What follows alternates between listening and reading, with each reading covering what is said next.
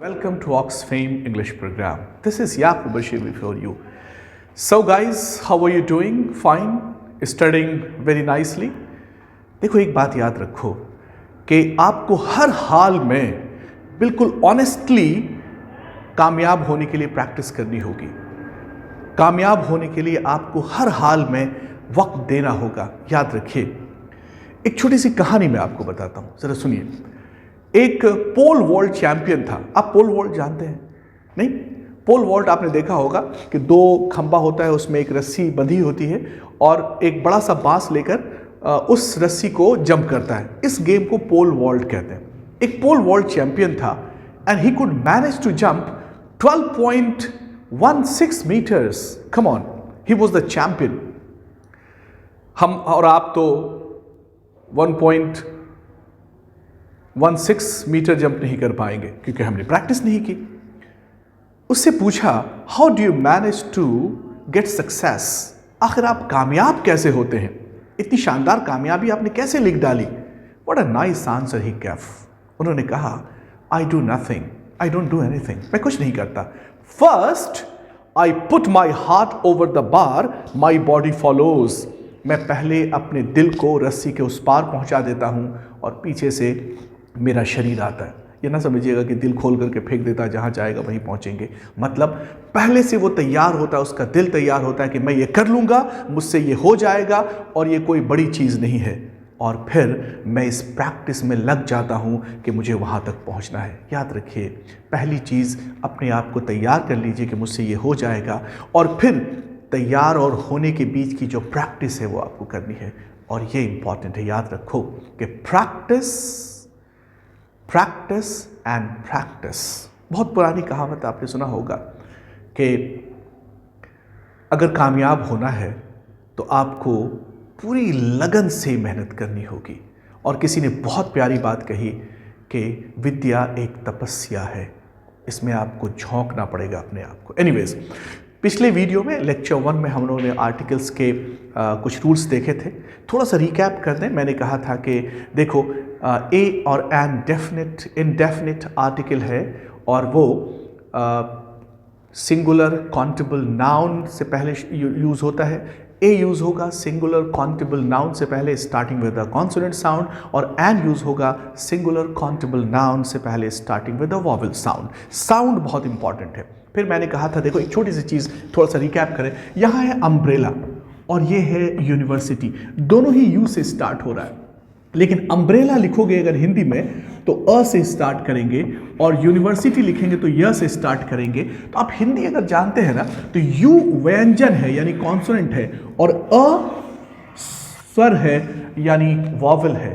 तो अगर कोई भी वर्ड का पहला अक्षर हिंदी का वॉवेल हो तो आप समझ जाएं वहाँ एन लगेगा, और पहला अक्षर अगर व्यंजन हो यानी कॉन्सोनेंट हो तो अ लगेगा। दिस इज आसान है, कंफ्यूज नहीं करेंगे। फिर यहाँ देखो, ऑनेस्ट मैन। ऑनेस्ट भी अगर लिखेंगे तो अ से शुरू होगा ऑनेस्ट, तो ये भी स्वर है यानी वॉवेल है, तो यहाँ होगा एन। लेकिन होटल ये स्टार्ट होता है ह से, तो ये होगा अ। This is important to keep in mind कि साउंड यहाँ पे काम करता है। और जो आपको याद रखना है वो ये याद रखना है कि उसे नाउन होना चाहिए, उसके बाद सिंगुलर और काउंटेबल होना चाहिए। That is important. Now look, position of article, यानी आर्टिकल कहाँ पे यूज होगा। एक तो बात याद रखो कि आर्टिकल जब कभी भी यूज होगा यानी उसके बाद नाउन होना चाहिए। अगर नाउन नहीं है तो आर्टिकल नहीं यूज होगा। That is important to note. अब आप देखो, ही इज स्टूडेंट, ये नाउन है स्टूडेंट, और ये सिंगुलर है और काउंटेबल है, इसलिए कहेंगे ही इज अ स्टूडेंट। ठीक नाउन के पहले, ठीक नाउन के पहले।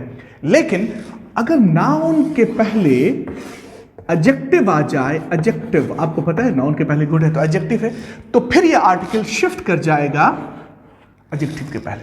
That is important to note. ये शिफ्ट कर जाएगा कहाँ? एडजेक्टिव के पहले, राइट। अब नाउन के पहले एडजेक्टिव है तो ये आर्टिकल शिफ्ट कर जाएगा एडजेक्टिव पहले, और अगर नाउन से पहले एडजेक्टिव है और एडजेक्टिव से पहले एडवर्ब है तो फिर ये आर्टिकल शिफ्ट कर जाएगा एडवर्ब से पहले। याद रखें कि नाउन से तुरंत पहले नहीं बल्कि एडवर्ब से पहले ये आर्टिकल शिफ्ट कर जाएगा। Is the clear? अगर केवल नाउन है तो नाउन से पहले, नाउन के पहले एडजेक्टिव है तो एडजेक्टिव से पहले, नाउन के पहले एडजेक्टिव है और एडजेक्टिव के पहले एडवर्ब है, तो एडवर्ब से पहले।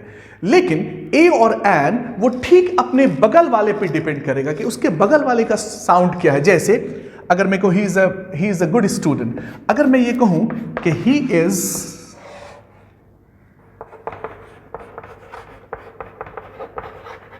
इंटेलिजेंट स्टूडेंट, इंटेलिजेंट, अब आप देखो ये नाउन स्टूडेंट है, इससे पहले इंटेलिजेंट एडजेक्टिव आ गया, लेकिन ये वॉवेल साउंड से शुरू हो रहा है, इसलिए अब होगा he is an intelligent student. Is that clear? So this is the position of article. Now come on, next step जो दैट इज वेरी इंपॉर्टेंट। कुछ नाउन्स ऐसे हैं जो सिंगुलर हैं, काउंटेबल हैं, राइट, फिर भी उसके पहले आर्टिकल यूज नहीं होता। एक छोटा सा रूल पहले आप देख लें। These nouns when used in primary purpose take no article, while in secondary purpose the is used। यानी ये noun temple, church, mosque, school, college, institution etcetera, तो ये तो हो गया temple, church, mosque, religious place, worship place. इसमें synagogue भी हो सकता है, जितने भी रिलीजियस प्लेस, गुरुद्वारा भी हो सकता है, जितने भी रिलीजियस प्लेस हैं वर्शिप के, उस सब के पहले। स्कूल, कॉलेज, इंस्टीट्यूशन, ये एक ग्रुप हो गया, school, college, institution, university etcetera. Bed, hospital, prison, right. ये जब कभी भी, ये वर्ड याद रखें, इन वर्ड्स को याद रख लें, जब कभी भी अपने प्राइमरी पर्पस में यूज होगा तो उसके पहले कोई आर्टिकल नहीं लगेगा, लेकिन जैसे ही सेकेंडरी पर्पस में यूज होगा तो फिर आर्टिकल द लगेगा। No come on, primary purpose और सेकेंडरी पर्पस देखिए। बेड का प्राइमरी पर्पस है सोना। अगर कोई इंसान बेड पे सो रहा है तो उसका यूज क्या हो रहा है? प्राइमरी हो रहा है। लेकिन अगर बेड पे आप पढ़ो तो सेकेंडरी पर्पस, बेड पे फाइट करने लगो तो सेकेंडरी पर्पस। ठीक उसी तरह से टेम्पल, अगर कोई पूजा करने के लिए जाता है, वर्शिप करने के लिए जाता है, तो टेम्पल का प्राइमरी पर्पस है। लेकिन अगर टेम्पल कोई किसी से मिलने के लिए जाता है, विजिट करने के लिए जाता है, देखने के लिए जाता है, तो यह सेकेंडरी पर्पस है। इसी तरह से अगर हॉस्पिटल कोई बीमार है और एडमिट होता है दवा का इलाज करने के लिए, तो वो ये प्राइमरी पर्पस यूज हो रहा है। लेकिन अगर हॉस्पिटल में कोई दोस्त है आपका और आप उससे मिलने जाते हो, तो ये विजिट सेकेंडरी पर्पस है। आप समझ गए प्राइमरी पर्पस, सेकेंडरी पर्पस। आप स्कूल पढ़ने के लिए जाते थे, तो आप पढ़ने के लिए जाते थे तो वो आपका प्राइमरी पर्पस था। लेकिन अगर आपके गार्जियन, आपके पेरेंट्स स्कूल जाते हैं प्रिंसिपल से मिलने के लिए कि आप कैसा पढ़ रहे हैं, तो उनकी जो विजिट होगी वो सेकेंडरी पर्पस होगा। तो ये वर्ड अगर अपने प्राइमरी पर्पस में यूज होगा तो कोई आर्टिकल यूज नहीं होगा, लेकिन जैसे ही सेकेंडरी पर्पस में यूज होगा तो फिर द यूज होगा। हम कुछ एग्जाम्पल्स देखते हैं। Now look at the example. My friend got fever and was taken to. My friend got fever यानी मेरे दोस्त को बुखार आ गया और उसे हॉस्पिटल ले जाया गया। अगर उसे बुखार आ गया और उसे हॉस्पिटल ले जाया जा रहा है तो नीडलेस टू से वो हॉस्पिटल इलाज के लिए ले जाया जा रहा है और वो प्राइमरी पर्पस के लिए जा रहा है, तो कोई भी आर्टिकल का यूज नहीं होगा। And was taken to hospital, and was taken to hospital.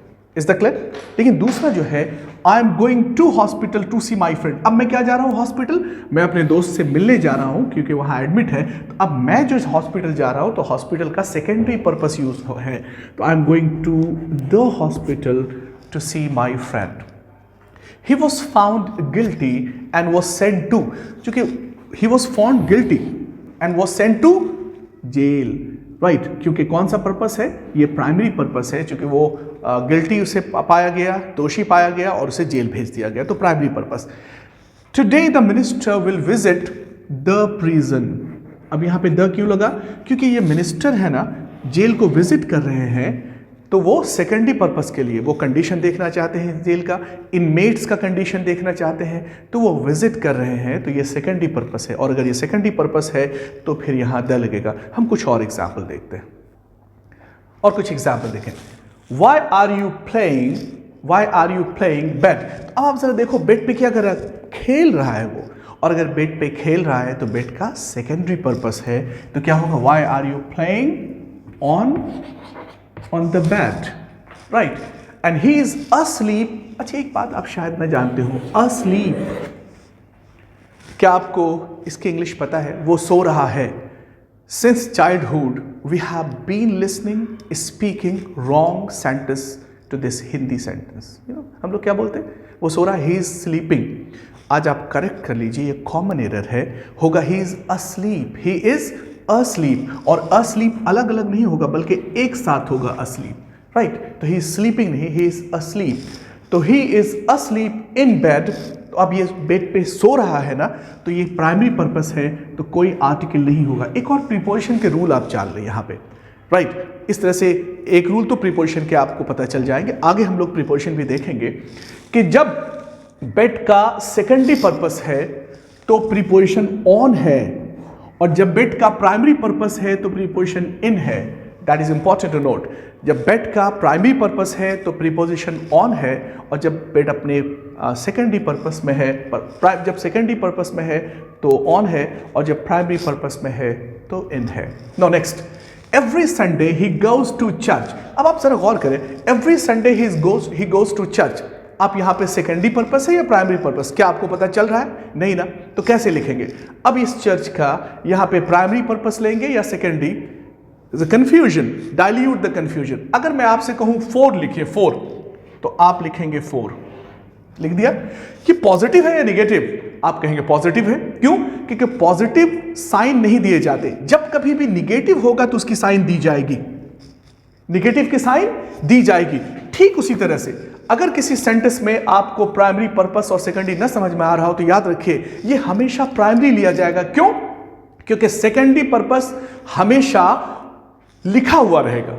जैसे 4 माइनस हमेशा लिखा रहेगा अगर माइनस है, नहीं तो पॉजिटिव लिया जाएगा। तो ये जब कभी भी आपको उसके बारे में इंफॉर्मेशन न दिया हो तो वो हमेशा प्राइमरी पर्पस ही लिया जाएगा। सेकेंडरी पर्पस हमेशा मेंशन्ड रहेगा।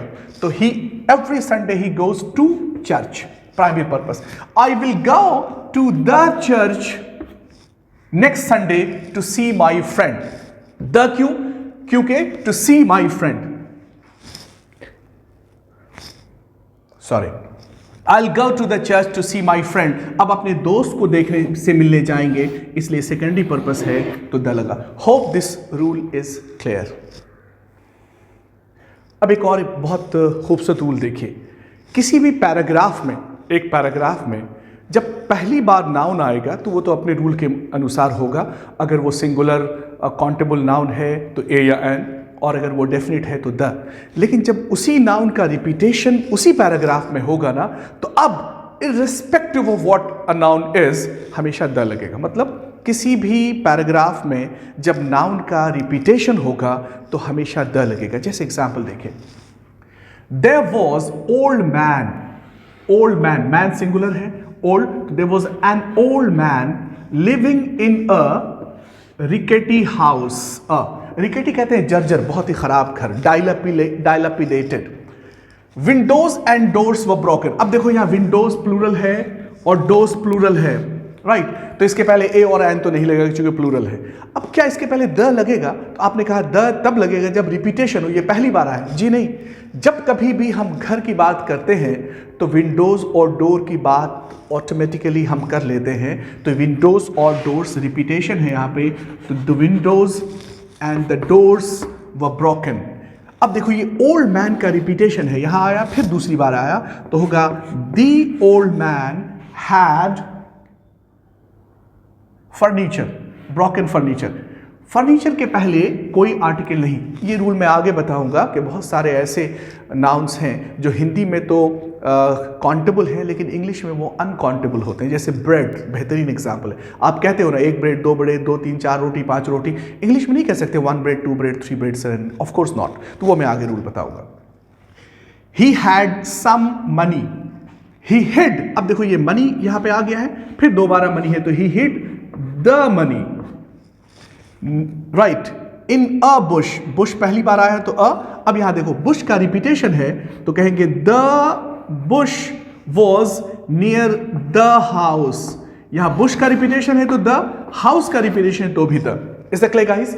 तो एक छोटा सा रूल ये है कि जब कभी भी नाउन किसी पैराग्राफ में रिपीट करेगा ना, तो उसके बाद उसके पहले द होगा, चाहे वो कुछ भी हो, irrespective of what. Dear guys, यहाँ तक आज के लेक्चर को हम समाप्त करते हैं। अगर आपने अब तक हमारे चैनल को सब्सक्राइब नहीं किया है तो कर लें, बेल आइकन को भी बताएं, क्योंकि जैसे ही हमारा वीडियो अपलोड होगा आपको नोटिफिकेशन मिल जाएगा। और इतना तो थोड़ा सा करें प्लीज़ कि आप अपने दोस्तों से शेयर करें, लाइक तो खैर ज़रूर कर ही डालें, right. This is the small thing that you can do, that can you spare, and of course in the next video next rule of articles will come with. Thank you very much.